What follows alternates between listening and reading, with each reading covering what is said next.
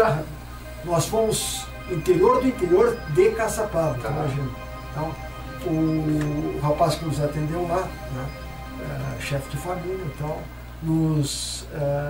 eu sentei com ele, até gravei toda a entrevista que eu fiz com ele, porque ele teve realmente, passou por uma experiência, para ele, imagina, pessoa que nunca viu. E ele estava na lavoura, quando ele viu as duas filhas vindo do portão em direção à casa, gritando, pai, pai, pai. Quando ele olhou, e elas não tinham visto, em cima tinha uma nave, quer dizer, uma luz muito forte, 20 metros, mais ou menos, ele calculou, acima das crianças. O que é pertíssimo. E ela andando assim, né? Assim, não na horizontal, né? Assim, imagina. Nossa. Acompanhando as meninas. E ele correu para elas, abraçou tal, e ficou olhando. E ela passou por cima da casa até desaparecer atrás do morro. Uau, que fantástico. Ele disse assim, mas aí vocês estão convidados agora a vir para cá, e nós vamos, agora em novembro nós vamos.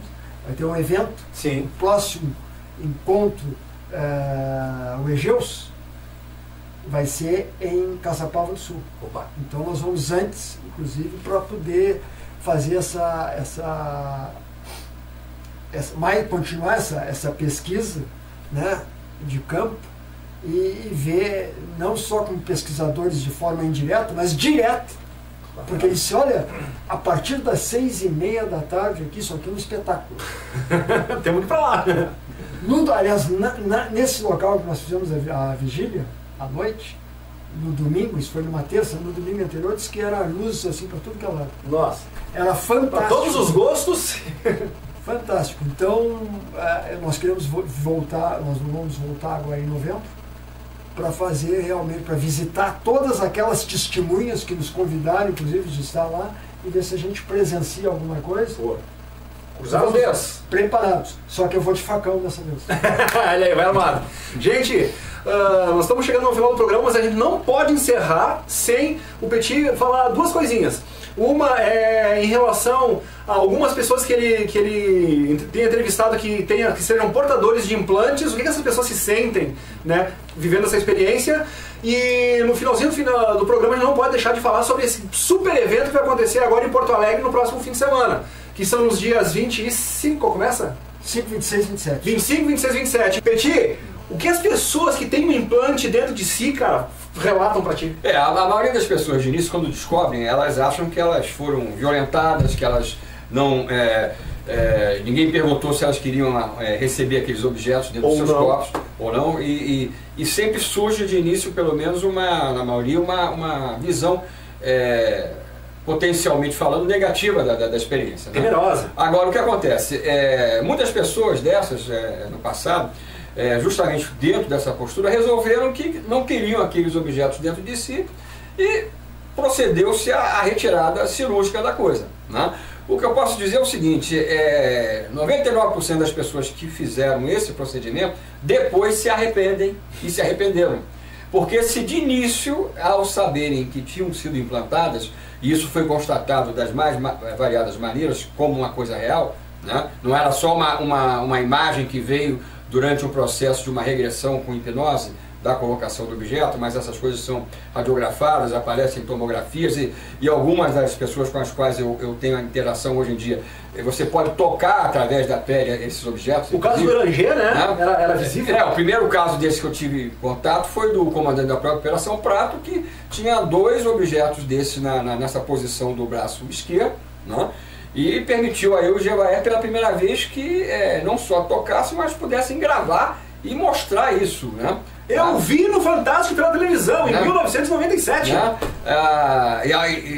Essa única gravação desses implantes foi feita com a minha câmera nessa oportunidade.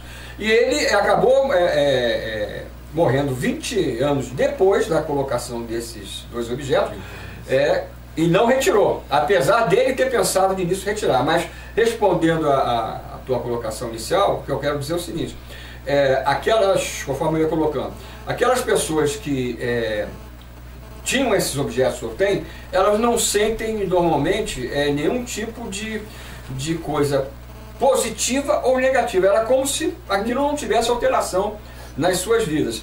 E para quem acha que implante é para localização, para uma posterior abdução, eu posso garantir que não é. Esses seres, eles têm um outro tipo de maneira de acompanhar e saber onde estão aquelas pessoas do interesse deles, que é uma espécie de, como se fosse uma digital, só que é uma digital ligada ao padrão cerebral delas. Nós é que usamos implantes para acompanhamento e localização, eles já estão anos-luz à nossa frente. Agora, o que acontece? Aquelas pessoas, então, que procederam à retirada, quando elas fazem isso, aí elas se arrependem. Porque elas passam a sentir algo diferente que antes elas não sentiam, como eu falei, nem para o bem, nem para o mal. Elas passam a sentir como se alguma coisa de muito importante tivesse deixado de estar com elas. Existe esse tipo de coisa. Agora, existem dois tipos de implantes. Existem aqueles, o que seria natural dentro de uma pesquisa mais avançada, né, que não vislumbra apenas aquilo que a gente considera como nível material do universo nosso ou dos nossos corpos. Né. Existem os implantes que são materiais dentro da nossa condição física, que podem ser metálicos ou não, porque alguns parecem que são desenvolvidos para crescerem dentro do corpo humano, se ligarem a determinadas terminações até nervosas, né, nossas, né? É desses implantes que eu fiz menção até agora. Agora, existem aqueles que são extrafísicos, ou seja, são colocados em outros níveis que nós nos manifestamos, né? E nós temos investigado casos desse tipo também. Existem casos de abdução que vieram informações também desse tipo de procedimento, né? Agora, para que essas coisas serviriam? Né? Independente de serem os físicos ou não. Né? O Dr. Roger Lee, mas que estudava só o aspecto físico desses objetos, né? O trabalho dele, porque ele não estava preocupado, vamos dizer assim, com o processo em si de abdução. Eu tive a chance de conversar, de interagir com ele, né? Inclusive numa viagem nós fizemos, eu, Jevaé e ele, de um evento de Curitiba para São Paulo, em que a gente voltou para São Paulo num feriado de carnaval. Então a viagem durou 10, 12 horas, então foram 10, 12 horas de papo no carro, né? Então e ele chegou a me mostrar vários dos que ele tinha retirado, inclusive, né? E ele não tinha essa preocupação de ser um estudioso de abdução. O que ele queria era ter uma prova material, que seriam os implantes, ao serem levados para um laboratório para se confirmar que o fenômeno era real, né? Se alguém se diz implantado ou descobre-se implantado, você tira o objeto, como nós temos mostrado quando as palestras são desse tipo de tema. E esse material é levado diretamente para uma análise da sua estrutura química, e se confirma, às vezes, que as substâncias formadoras não são conhecidas por nós. Se isso não é uma evidência de que é algo de fora, eu não sei o que seria. Né? Então, esse é um processo bastante importante de ser investigado. Agora, o que eles pretenderiam com a implantação desses objetos? Né? Existem duas possibilidades que eu considero mais fortes, tá? E eu acho que, na verdade, as duas podem ser vistas como conjuntas em termos de serem verdadeiras, né? Que seriam as seguintes. A primeira delas, num patamar de interferência menor, seria simplesmente uma espécie de um monitoramento da nossa própria evolução biológica dentro do processo de intervenção genética que esses fezes fazem. Alteração do nosso DNA. Não, para acompanhar isso, né? Que seria feito de outra maneira. E existe uma outra coisa mais profunda, que é que esses objetos já podem ser, vamos dizer assim, os fatores ou os meios para essa interferência se processar, pelo menos em determinado nível de atuação. Quer dizer, é uma coisa que aparece cada vez mais na pesquisa de abdução. Esses implantes, eles são colocados, até onde a gente pôde demonstrar em vários casos, já na fase de infância, tá? Porque também não existe ninguém que é abduzido não por esses, vamos dizer assim, não tão ligados à nossa evolução, que o Doni fez menção, tá? Que não tem nada a ver a nível de interesse com um lado positivo daquilo que acontece aqui, né? Mas aqueles que estão interessados, imbuídos nesse processo de intervenção positiva em relação à nossa humanidade, do nosso DNA, e dentro das nossas palestras a gente explica do porquê que isso é feito e qual é a necessidade disso também, né? não seria simplesmente um processo de interferência para a nossa evolução. Eles estariam, inclusive, corrigindo coisas que foram geradas no nosso passado misterioso por fatores que nós vivenciamos. Tá? Mas o que eu iria concluir em relação ao aspecto dos implantes ou das abduções? Aqueles que estão por trás desse processo de interferência positiva junto à nossa humanidade, né, não vão abduzir ninguém na fase adulta simplesmente. Eles já abduzem e têm contato com as pessoas desde do seu nascimento, na verdade. Desde a atual encarnação, apesar de eles não usarem normalmente esse tipo de termo para esse tipo de realidade. Nós é que geralmente descobrimos os abduzidos que são implantados, ou não, e existe uma tendência a se levar a sério que mais cedo ou mais tarde todo abduzido dentro desse tipo de grupo vai passar por um processo. Né? A gente conhece casos que a gente investiga que implantes são colocados, são retirados, outros são colocados posteriormente, são retirados e assim a coisa vai fluindo. Né? Então é uma coisa que faz parte vamos dizer assim, de um dos aspectos mais avançados da pesquisa atual, entender o sentido desses objetos, para que eles servem realmente. Né? E isso tudo faz parte desse contexto do processo de abdução, que é uma outra coisa que é importante que a gente ressalte.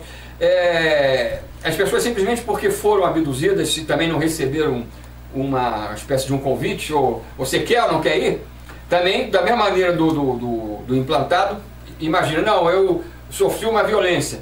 Só que cada vez aparece mais a seguinte noção, que a pessoa pode não se recordar de ter dado o aval para esse processo, mas em algum momento da existência dela, esses que estão ligados à nossa evolução, né, é o processo de intervenção evolutiva, eles deram. Houve. E tem um detalhezinho que eu vou, apesar de não ter tempo de explicar aqui hoje, mas a gente vai falar na conferência, né, aqui em Gramado, Canela, você precisa. Que tem a ver com isso tudo, que é uma coisa que a gente tem vislumbrado, que é o lado mais avançado da minha pesquisa atualmente dentro do processo de abdução, que a cada dia eu encontro mais testemunhos para serem estudados que estão me dando subsídios para levar isso a sério. Essa história de dar a aquiescência, de dar o aceite ou não para o processo de contato e abdução, ela começa a ter que ser deixada de lado se a gente levar em consideração o que parte do fenômeno ufológico está mostrando para nós. O quê? Que o abduzido de hoje, na vida pregressa, pode ter estado do outro lado do processo sendo o abdutor. Porque o que esses seres querem passar para nós é que não existem terrestres, marcianos, da Alfa Centauro ou coisa parecida. Todos nós temos como uma única casa o universo. Então esses que estão mais avançados estão trabalhando para que a humanidade volte a ser aquilo que ela foi, segundo eles, não porque eles são bonzinhos, mas porque nós, como células da própria divindade, do próprio universo, né, fazemos parte da sua evolução. Enquanto nós ainda ficarmos presos a determinadas limitações que nós adquirimos no passado, essa evolução está sendo cerceada aqui no nosso mundo. Né? Então isso é só um detalhezinho que a gente nas palestras tem aprofundado e mostrando que a gente cada vez encontra mais em relação a isso. Né? Maravilhoso, por isso que eu acho que a questão da espiritualidade tem que andar junto com a casuística factual, coisa e tal, tudo anda junto, né, gente? E assim a gente vai descortinando esse universo maravilhoso. Cara, estou em êxtase, pessoal, mas assim, ó, me digam uma coisa. Como é que vai ser esse evento na semana que vem? Agora vamos encerrar o programa falando desse grande evento de 25, 26 e 27 em Porto Alegre. Eu só vou dar um pontapé inicial, já passo a palavra para o Petit. Tá legal. O Petit vai ser, como eu disse, vai participar duplamente no evento. Eu digo, tanto na abertura como também no workshop importante sobre o tema central desse 23º Congresso Brasileiro de Ufologia, que vai ser realizado em Porto Alegre, no Hotel Embaixador. Tá? Nós vamos ter a abertura dia 27 à noite, na sexta-feira. Perdão, 25. Às 8. A partir das 8 horas. Mas as pessoas podem chegar a partir das 6. Pode chegar antes, a partir das 6, fazer o credenciamento. Depois, abertura oficial às 20 horas do dia 25 de maio, tá? Na sexta-feira. Mas, na realidade, nós vamos ter aqui, é um evento nunca acontecido em termos de Brasil. Tá? Ou seja, por quê? Porque nós vamos ter aqui autoridades, grandes autoridades em ufologia e alguns militares, né, representando seus respectivos países, ou seja, Chile, Peru, Argentina, Uruguai e Brasil. Num painel que vai ser realizado no sábado à tarde, que vão falar exatamente das suas experiências ligadas à pesquisa de objetos voadores não identificados nos seus respectivos países, juntos, né, com o Fórum dos Civis também. Né, todo o investimento que é feito em cada um dos países para a pesquisa de UFOs. Muito importante. Tá? Nós vamos ter a presença, por exemplo, no Peru, do Coronel Chamorro, no Chile, do Rodrigo Fuenzalida, da Argentina, da Andrea Simondini, no Uruguai, Coronel Ariel Sanches, e aqui, Coronel Antônio Celente, da FAB. Então, na realidade, há um objetivo muito importante neste congresso, já que nós estamos encaminhando este ano uma campanha que é uma campanha, digamos, muito forte, muito firme, no sentido de que haja abertura de arquivos aqui em termos de Brasil. Nós precisamos fazer com que essa resistência ocorra, esse sigilo, tá? Essa política de sigilo que nós temos aqui no Brasil, que seja rompida essa política. Nós buscamos isso. Sabemos que não é fácil, porque existe uma série de fatores que levam à permanência dessa política, né?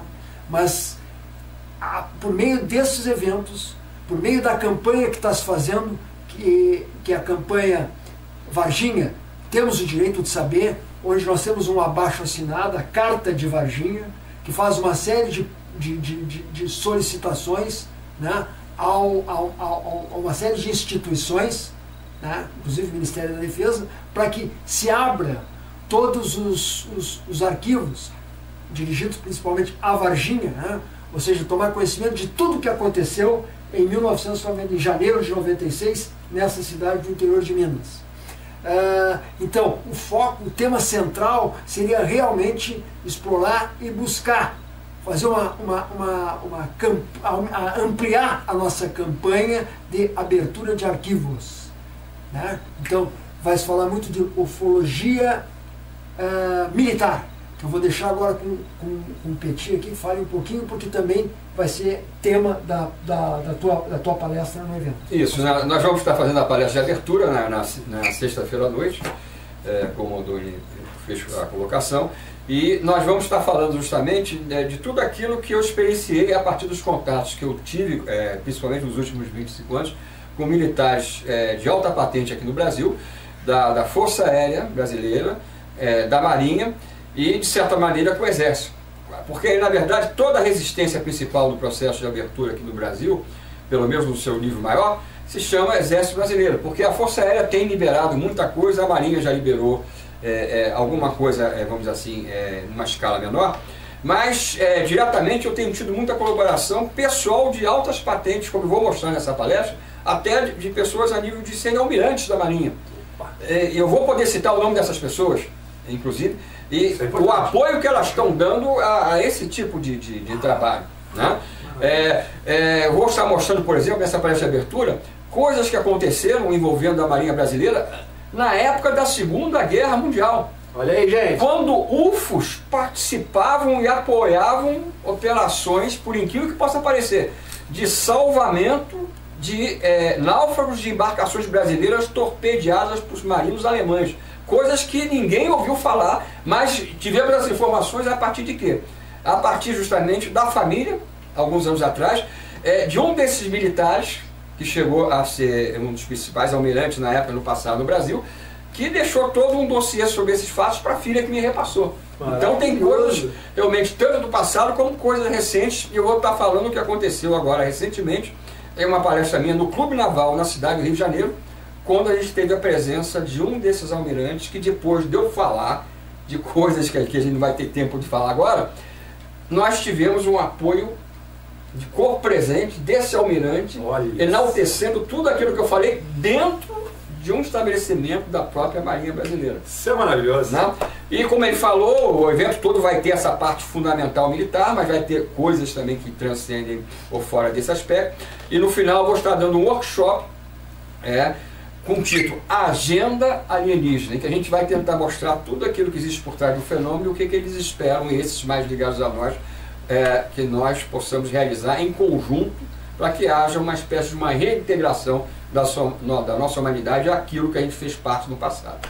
Maravilhoso! Tá? Luciano, nós vamos ter 10, só me corrija, 10 conferencistas além dos internacionais, tá? 10 conferencistas, palestras assim muito interessantes. Sim. Realmente vale a pena, são outros assuntos, mas assuntos bastante da atualidade da ufologia, que tratam da ufologia contemporânea.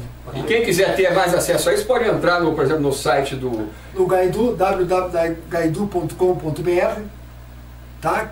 E inclusive também as inscrições podem ser feitas no site da revista UFO. Tá? Entra na revista UFO, você pode fazer a inscrição, porque ainda temos inscrições, mas nós esperamos um grande público em Porto Alegre. Maravilhoso, dado o serviço, gente, então assim, ó, imperdível. Agora nós estamos amanhã, dia 20, dia 19, né? Então falta uma semana, a partir da data de hoje. 25, 26 e 27, evento de ufologia maravilhoso, com tudo isso que eles colocaram. E só um pequeno adendo, isso que o Petit falou antes ali sobre essas intervenções extraterrestres na Segunda Guerra Mundial, também gerou o nome de uma banda que muita gente conhece, que são os Foo Fighters, e ninguém sabe por que são os Foo Fighters. E foi justamente originado por causa que eles chamavam essas aparições de Foo Fighters, né? Então, se vocês ouvirem o nome Foo Fighters e forem atribuir ao Dave Grohl, saibam aonde o Dave Grohl se inspirou o nome da banda dele, que foi isso que o Petit acabou de falar agora, gente. Então, vejam que o negócio é quentíssimo aqui, informação de primeiro nível para vocês. Grande beijo para todos vocês, satisfação. Cara, sempre tiverem a oportunidade de passear pela serra e puderem vir aqui agraciar o nosso programa, será uma verdadeira honra. Prazer, gratidão ao Rodoni. Então é isso aí, pessoal. Muito obrigado. Gratidão. Obrigado.